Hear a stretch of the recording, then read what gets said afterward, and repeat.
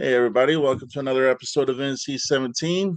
My name is Josh. Lisa's out doing her thing, which is always a good thing.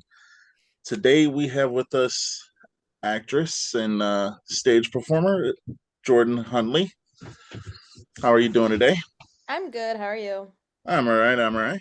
Uh, so, if you want to give a little bit of backstory to just people out there about how you got into the acting field and stuff like that. Yeah, of course. So I've been acting for probably about 10 years since I was like 12 in middle school. Growing up, I always wanted to act, but my parents were always like, "No, you're a soccer player." So I ended up doing soccer almost my entire life too. But then when I joined middle school, or I went to middle school, I started taking theater classes, and they couldn't stop me at that point because it was at school.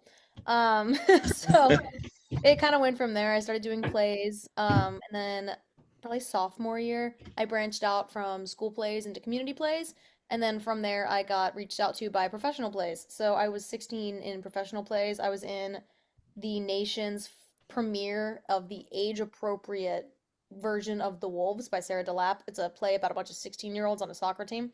It had been done a few times, but only ever with people over 18 because it's very vulgar. So I was in the nation's premiere of the age-appropriate cast when I was 16. So that was super cool. And then I ended up going to college for theater because I thought I was going to be a stage actor forever. Oh, my little light. Um, and then yeah, so I went to college for theater, kept acting, loved Shakespeare. I've done tons of Shakespeare shows. And as of 2 years ago, I have done over 30 stage plays and musicals. Um, Junior year of college, so 2 years ago, I developed nodes though in my vocal cords, so nodules. And I had to take a break from acting because I was doing back to back to back show runs and using my voice constantly, so I lost my voice. And the doctors were like, "Well, you could get surgery or you have to stop using your voice as much." And I didn't want to get surgery because it would take me out for 9 months. So instead, I was like, whatever, I'll stop using it so much. Let me audition for this random film because on film, I'm not repeating myself for 6 weeks every night to an audience of 500. Um, so I went on Facebook and I found a little film casting and I auditioned and I got it. And then the rest is from there. That was 2 years ago. I've been doing it for 2 years. I've done 15 films. I've got like 17 more that I'm like in but haven't filmed yet. Um, but yeah, I ended up really liking film. I only really did, I think, three stage plays again after that just because of the strain on my voice. Yeah. But I also really I like the subtleties and the nuances of film. It's a lot different than stage. Stage is very like big and grandiose, whole body acting, and film is very just face and Oh, like yeah. realism. So yeah, that's where I am now. All right. Uh, so yeah, like I was saying, I saw some of your reels on YouTube. Uh, First off, never let me be in the room with you when you're screaming because it Yes. sounds really loud. See, it's funny I do that with the throat issues, but that's just when I always tell directors that if they want me to scream, they have two takes. Anything more than that, I risk it. So I'm always like, you can get two takes out of me, and usually we do it in one. But that's because when I was 16, I did like a professional haunted house, like Civil War battle site thing, where I ran around in a field and screamed at people for Oh. 6 weeks. So I learned how to scream there. So Would you say that horror is like the route you want to go, or you're just interested I in just don't being really out there? know. That's just kind of where that's the first thing I ever auditioned for. It was Hagsart, part of the 1031 Part 4 anthology. And I had to scream in it and it was really fun. And then from there, I just kept booking more and more horror things. I don't necessarily know if it's where I want to go. I just kind of am going where life is pushing me, which in this current moment is I just keep booking horror films, but it's not just horror. I've done sci-fi, I'm in a drama, I did one comedy. Horror seems to be where life wants me. So Makes if I'm good sense. at it, I'm good at it. That's cool. I love horror movies. I think the gore and the SFX and the blood is so cool. All right. So You were in a short called "The Deceit That Binds."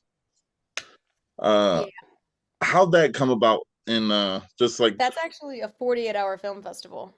oh, okay. That was one of those, yeah, 48 hours. I think the category was film noir. I don't even remember.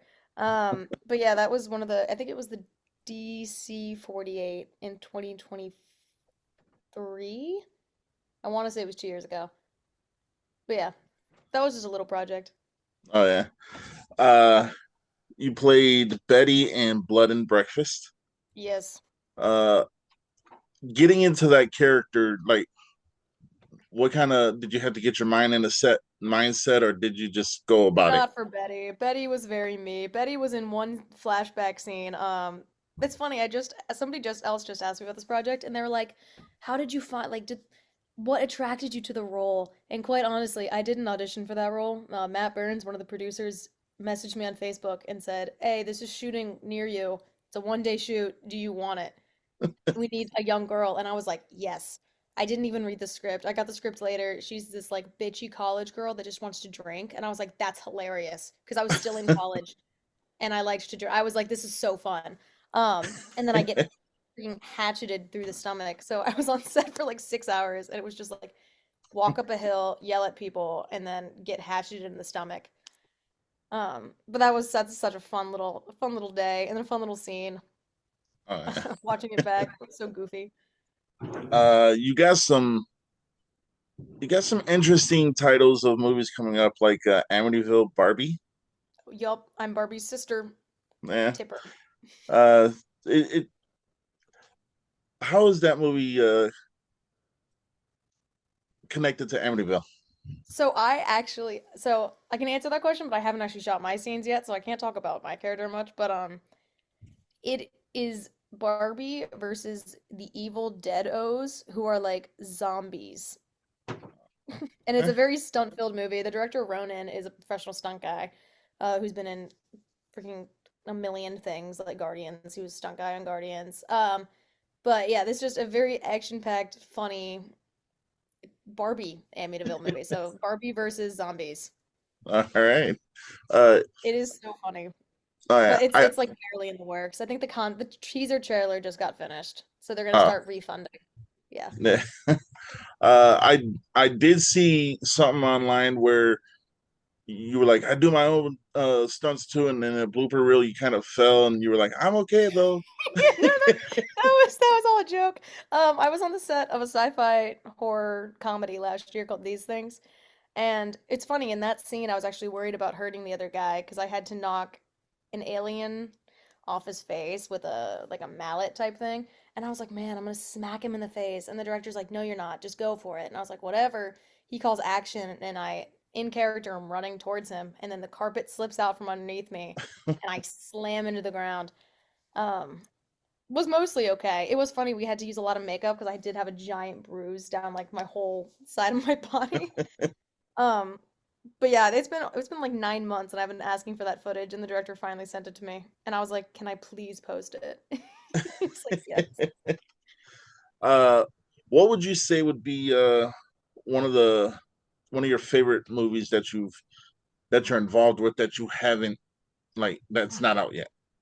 Ooh, I have two actually.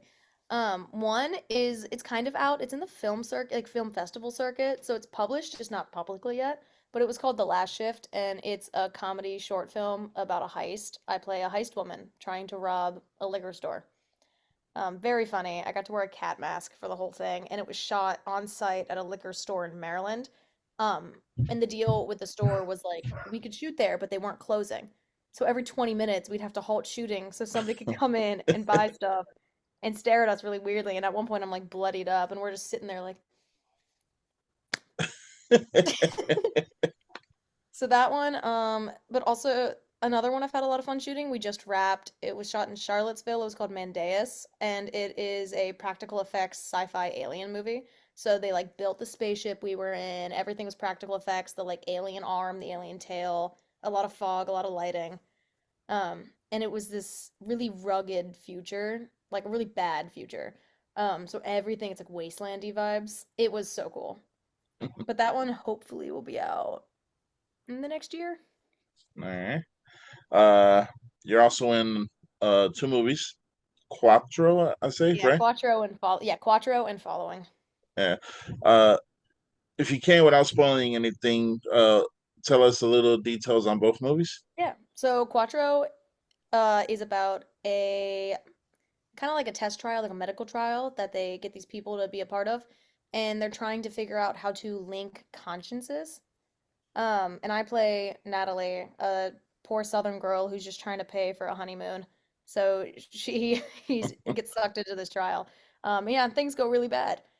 Um, so that's sci-fi horror, and then following is like a romantic drama kind of suspense film about Denise, and she meets a girl named Sierra, and Denise is pretty cunning and mysterious and likes to stir the pot. And that's about all I could say about that one.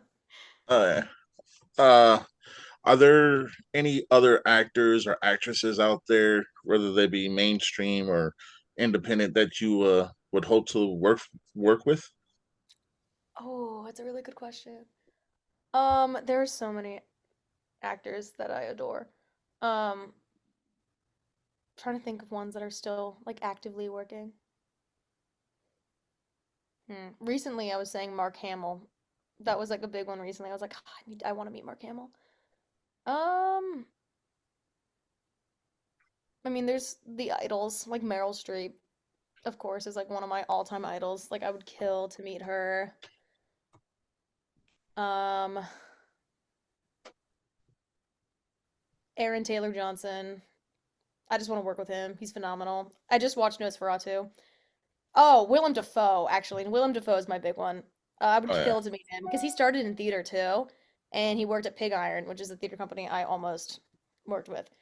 Because they have a grad school program I almost went to. But yeah, when Willem Dafoe, I would. Oh my God, all of his movies. What are your thoughts on Nosferatu? I really enjoyed it. It's definitely a slow burn. If people like action movies, it's probably not their vibe, but I love dialogue and I love cinematography, so it felt like watching like a painting. It was so pretty. Only critique is that if I wasn't watching it in a theater, I would have been very confused because it's very dark. Yes. But other than that, I think it's gorgeous. Lily Rose Depp does a really good job. Yeah. And I don't dislike Nosferatu's mustache. I think it's cool. There's a lot of controversy to that. So I does he kind of look like Eggman? Yes, but like, I think it's cool. It's freaky. He's terrifying. uh, so other than the acting, you're also a producer. Yeah, Uh, do you prefer being in front or behind the screen? in Camera front. in front. I like being in front. My producer credit has come almost accidentally. In college, I double majored in acting and dramaturgy, so like the study of acting, and I would help people write scripts as like a script aide, or I would sit alongside a director to make sure their like vision. Okay, like just okay, fuck off. You're just oh my fuck, squeaking. Um, Gotta just be that got Amityville Barbie, right? No. yeah, literally, I don't know what the fuck that's doing. Um, but yeah, I would like just aid directors in making sure their visions were like coming to fruition correctly, as an unbiased eye. So Matt Anderson, the owner of Key 13 Productions, writes a million scripts at once. And for a while he was sending them to me and he was like, edit these, like, is the mission coming across? Is it making sense? Specifically with following, which is about a lesbian couple, he's like, I need a woman's help. And I was like, cool. So I helped him write following or edit, I guess, following and Quattro. And he was like, awesome. Do you want a producer credit? And I was like, oh, sure. And he's like, also, do you want to audition? And I was like, yes. And it's funny, in following I got the role I wanted, but in a Quattro I auditioned for a different role and then got thrown into Natalie. Which is fun. Natalie is a challenge. I've never played Southern.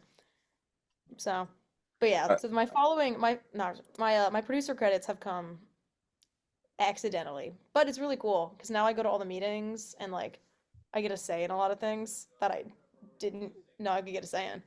uh, uh, you want to give us a little bit of taste of your Southern accent? Oh God. You see, you think I'd be really good at this because I went to school in Southern Virginia. I need like a sentence. Give me a Just say how y'all doing. how y'all doing? I don't know. I can't. I'm not too great at it. I gotta work on it by July. Hey, it's okay. I gotta like listen to somebody else do it, and then I can like Oh yeah, no, I understand that. Trust me, there's a lot of people out there I know that try to draw on an accent, and yeah, not good. Yeah. Yeah. Your music preference, what would that be? Because I know that being in certain movies, you got to have the certain kind of music. What would your music influence be? I am a metalhead. I like metal music. Beartooth, Falling in Reverse. Those are my big ones right now. Red. I was supposed to see Red in concert, but they canceled their concert. So yeah, so I'm a metalhead. If not metal, then like punk rock.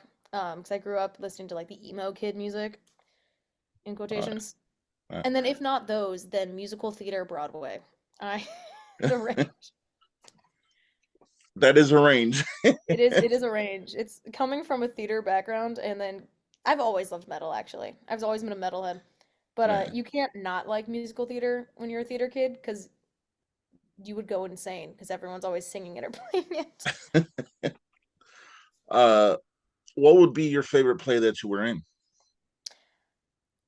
Either I have three. Either The Wolves, which was the one I did when I was 16, because it's super vulgar about a bunch of 16-year-olds, and I was 16, and I got to it was the first professional thing I did, so I got paid for it. I got to scream a lot of swear words really loud and my parents were right there. It was really fun. Um, and I just had a really great time with the other girls in the cast. Second one would be A Midsummer Night's Dream, which is a Shakespeare show, but only because I've done it 4 times. And I got a tattoo for it. I love it. And then number three is super similar to The Wolves, but it's called Dance Nation. I did it last year, and it is about a 13-year-old dance team. And it is The Wolves on crack. It is like it portrays puberty in the most hyperbolized way ever. It is graphic. There is blood everywhere because it is supposed to represent 13-year-olds. So, it's great. It touches on other topics too. Like my character was very depressed, and instead of like self-harming, she would like slam her head into the stage and then be like, oh, that hurt, shit, and then like walk off. And then she's like obsessed with her dance teacher, who's like a 50-year-old man. That show was just hilarious. And I had to dance for that show, which I am not good at. I had to learn to tap dance. I had to do so many things. uh, uh, what would be some advice for people who are trying to get into the industry, and just like what would you say? I would say just do it. I know a lot of people, and I was one of these people for a while that wanted to get into film, but was just like, no, I don't have the connections, I don't have the experience, I don't know what I'm doing. Because I realized that that is all kind of bullshit. You can go on Facebook and find casting calls and then just submit for it and they'll cast you.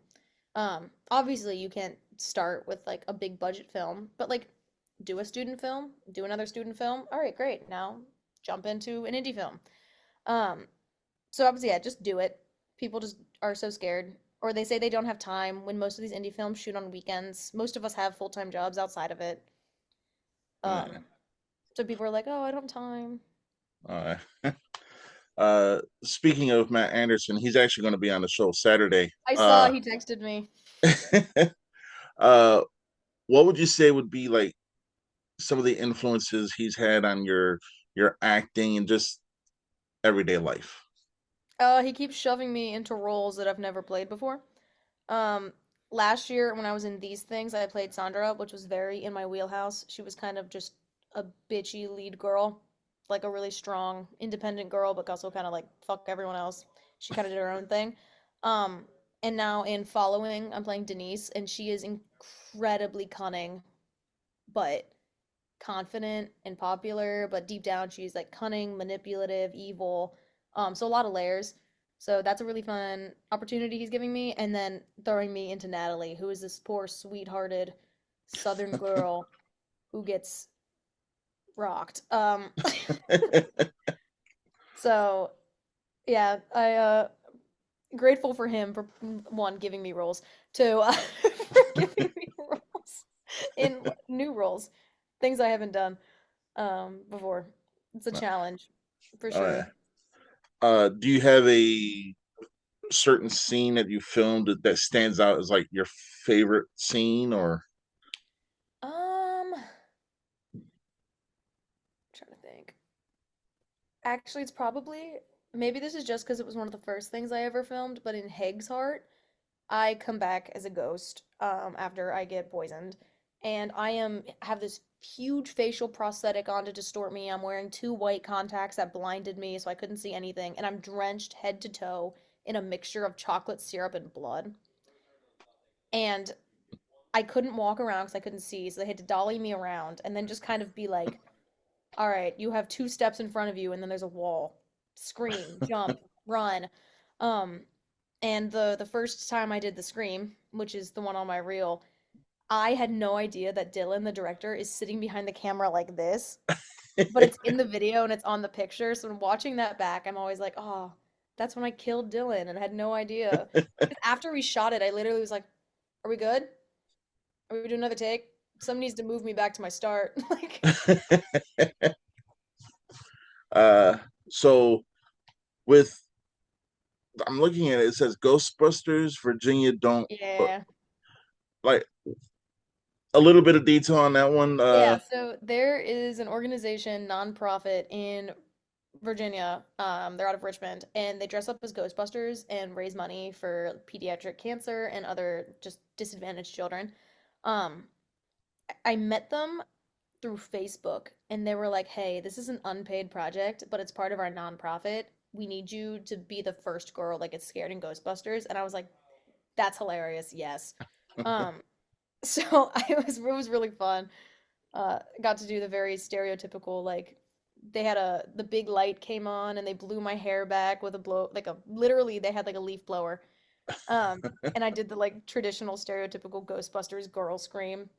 uh, That was really fun. uh, so you spoke of your family wanting you to do soccer and stuff like that.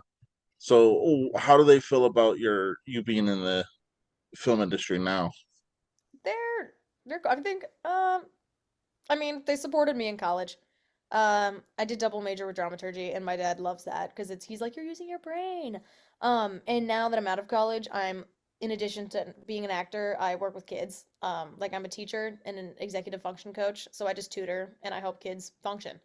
And my dad is always like, "Oh, you're so good at that." And as long as I just keep doing that and acting, they're cool with it. They have seen one of the films I've done, Turkey Interrupted. They watched that one because it won a film festival. Yeah. Um, Other than that, they haven't seen much. Uh, I don't even know if it's good. They don't like horror movies. Oh. Every time I show them a picture of me all bloodied up with a prosthetic, they're just like, "Cool." Like they just don't care. Or I'll be uh, like, "Oh, I'm going." They're like, "Where are you this weekend?" I'm like, "Oh, I'm in Raleigh on set." And they're like, "Is this the same thing as last month?" And I'm like, "No." Do you know these people? No. Are you safe? Probably. Like, oh yeah. they're like, Uh, my boy, oh yeah. this don't What's his? attack me right now. That's Reginald. He's feisty. Turkey interrupted. Well, going if you can't go into detail on that one. Oh, I can. Yeah, it's out. So that is another 48-hour film festival. It was part of the Holiday 48, and we pulled Christmas ritual or holiday ritual and Thanksgiving comedy, and we made it a holiday horror movie about it's Thanksgiving dinner and Christmas is taking over because it comes too soon and it jollifies people.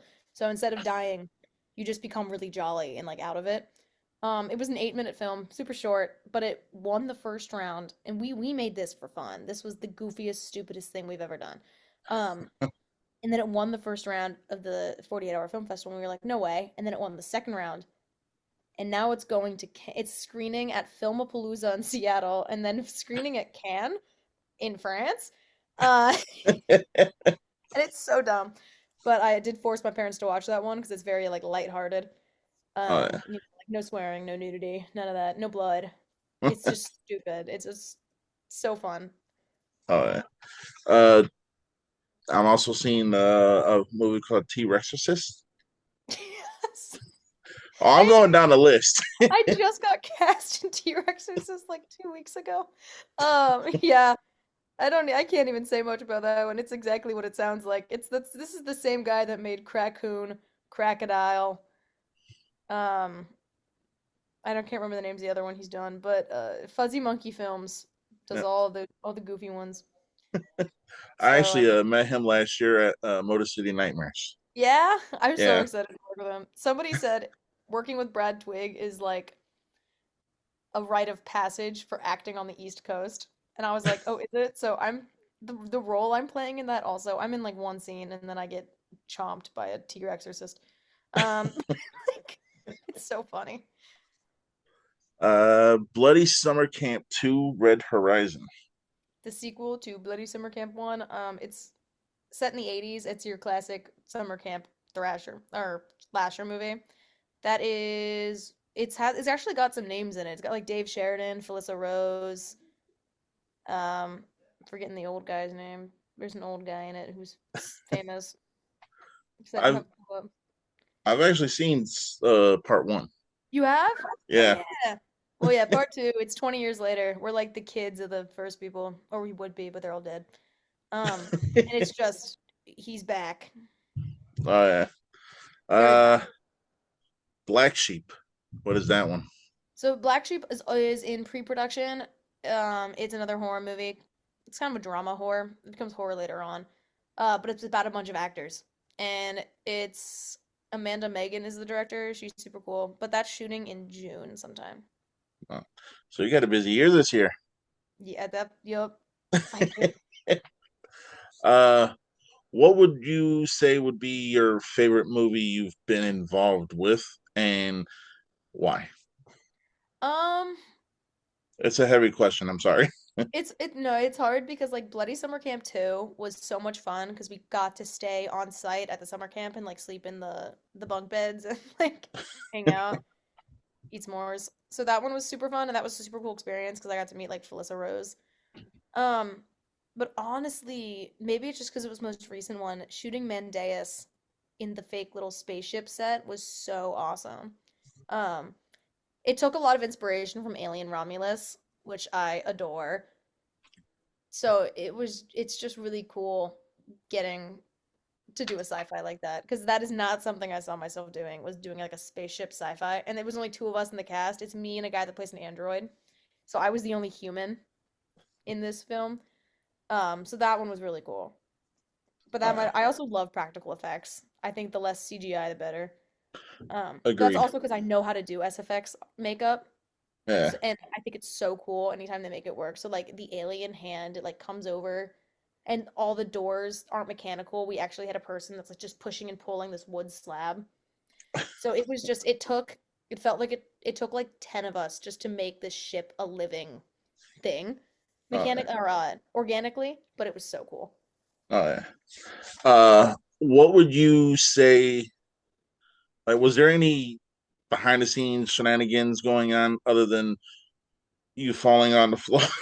Oh, for these things, there was a lot of shenanigans on these things. We shot an hour-long film in 5 days. We were on some one of the days we were shooting until like 3 a.m. and me and the main guy Tony. It was I don't even remember shooting it, but I had to get covered in like the little alien balls and pulled out, and we only did like one take because I was so tired and so cold. But Oh that yeah. set was very fun. That group of people was very fun. And just the fact that that is a comedy horror film about killer aliens, but the aliens are koosh balls. We were just throwing koosh balls at each other for 5 days. That's about it. uh, that would probably be one of those green things that was thrown at you in the YouTube video I saw. Yeah. Yeah. Uh, so outside of acting and stage, what would you say is your most rewarding thing that in like in just everyday life? So outside of acting, what's rewarding? Yeah. Um, Probably the work I do with kids. Because I love working with kids. Um, Either that or I'm also a rock climber now. I stopped soccer when I was 16 and now I rock climb. And I think that's really cool. It's definitely different than I ever thought I was going to be doing, but it's fun. Um, so yeah, probably those. Or my cat. I love Reginald, even though he hates me sometimes. Rock climbing, that's a pretty extreme thing to do. It's fun. I do indoor rock climbing. Oh, okay, okay. I went outdoor once and I can't. It's too scary. Yeah. Eh, I'm afraid of heights, but yet I do roller coasters and all that other stuff. So I I love roller understand. coasters. uh, we got about 9 minutes left. What would you like if you can in a small couple minutes, I guess, sum up just like your film credits and just like the rewards from being on all these different projects. Um, oh God. Um, Probably, I would just say overall, from everything I've done, the biggest reward is just the connections I've made and the things I've learned and the people I've met. Because most of what I've, if not, no, every single role I've gotten has been through networking. I have found all my own stuff, which is super cool, just through networking, through reaching out to people. So the biggest reward from all of it is just I'm expanding my network because I've only been doing film for 2 years. I'm still relatively new to this. Um, and I feel like I've been able to grow and do so much in 2 years that if I just keep at this rate, soon I'll be acting full time and not have to teach anymore. So that's the goal. Uh, Um, but yeah. uh, do you ever see yourself maybe writing a script or directing a movie? Directing maybe. I am not the greatest writer. I always wanted to write, and in college I took a bunch of playwriting classes, and it's the reason I ended up as a dramaturg is I found I'm not the best at coming up with ideas, but I'm really good at honing other people's ideas. So I am creative, but I'm not the first creative. I'm good at helping other people along their journeys. Uh, So I don't know about writing, but directing I could do. yeah. Well, I'm not a good writer neither. Like when my wife says, Valentine's Day card, I'm like, I heart you, and I literally draw a heart because I don't. But that's neither here nor there. But no, it's being in film, like it enriched you. It got you to a point to where you're satisfied with who you are and what you're doing and everything like that. Uh, what would you say would be the least rewarding thing about being in the industry? Probably least rewarding, I'd probably say is the timing. Actually, but then again, it's more rewarding than theater because theater I'd be gone for like 6 weeks at a time. But probably the time. I was just talking literally the other day to my boyfriend about it, who I live with, about how between like having to work weekdays and then I'm shooting almost every weekend, it just feels like I don't have a social life outside of like the people I meet on set and like my coworkers. Um, because I haven't like gone out with friends in so long because I don't have the weekends to do so. Or like I do have I'm home at like 10 p.m. and then I'm like, oh, I gotta get up at 8 a.m. for another shoot tomorrow. Because January is my slow month and I've still only had one weekend to myself. So I would say the least rewarding thing right now is having to financially support myself with having to work full time and then do um, the shoots on top of that. So just Uh, not really having a social life. But I'm okay with that because, like I said, my closest friends and the people I adore spending the time with the most are the people I'm on set with. oh yeah, man. So Uh, have you ever been out and about and someone's like, "Hey, I remember you," or you were in? Has that? not from film, but for a while in like 2022, I had like 100,000 followers on TikTok and people would recognize me and it was the worst thing in the world, so I didn't post for like a year. And now I have like 84,000 and I don't know why people still follow me because I don't post on TikTok because I went viral for like two different random complaining videos where I was complaining about funny enough kids because there were some really bad kids coming out of COVID. So I ranted about it and people would be like, "Oh, you're the girl from online." And I'd be like, "No." And it was never a bad thing. They didn't hate me. They just were Yeah. like, "Oh, we saw your video." And I was like, "Don't do it." So we got about 5 minutes left. Little bit of like growing up as a child to now. What would you say would your like that be from childhood to now? How would that have gone? It was good. I had a good childhood. I'm a twin. I have a twin sister. We look nothing alike, are nothing alike, have always been totally separate. Um, my childhood was very busy though. We were really big, like what's the word? Like we did a lot of charity work because my sister's a cancer survivor. So for the first like 10 years of my life, it was almost every like free time we were out advocating for pediatric cancer or fundraising, which was super cool. Um, because like I said, we were supporting my sister, and my sister and I still are on a nonprofit for that. So I grew up with a lot of love and a lot of giving.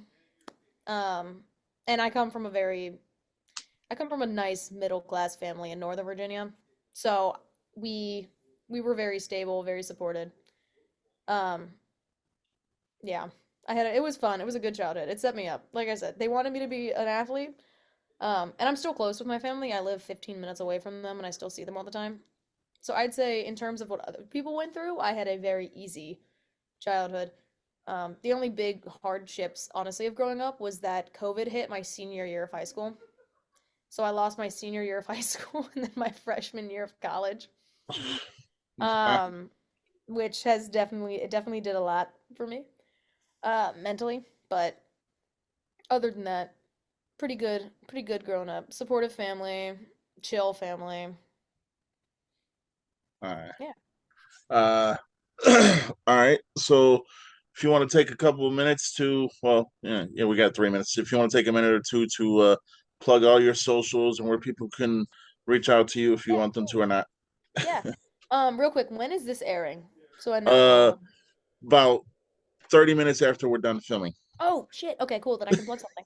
Um, Facebook, Jordan Hundley. Instagram at Jordan Hundley 1313. TikTok, also Jordan Hundley 13. I have a website, www.jordanhundleyactor.com. Hundley is Hundley. There's no T in there. People need to stop that. Um, that's my socials. And one more thing to plug is right now the Indiegogo fundraising campaign for Quattro and Following, they're both on the same campaign, is live until April. And I'd really appreciate it if people checked that out. But yeah, that's kind of it. Again, Jordan Hundley, Hundley. Get the tea out. Yeah, people need to stop calling me Huntley. It's driving me nuts. uh, uh, again, I would like to thank you, Jordan, for coming on. And as I tell everybody, once you've been on NC-17 once, you have a home here with us. You're part of the NC-17 family. You can come on here anytime, even if it's to say you got a booger in your nose. You can come on, you know. Hell yeah. But check out her GoFundMe, the Quattro and following. Following, yeah. Yep. All You of that's linked on, it's on my Facebook and oh, it's linked on my Instagram too. okay? So all of that's there. Definitely go support Jordan and Quattro and following. She's an awesome person. This is our first time talking. God's honest truth. But yeah, until next time, I'm going to say thank you again for coming on. And everyone, stay in C17.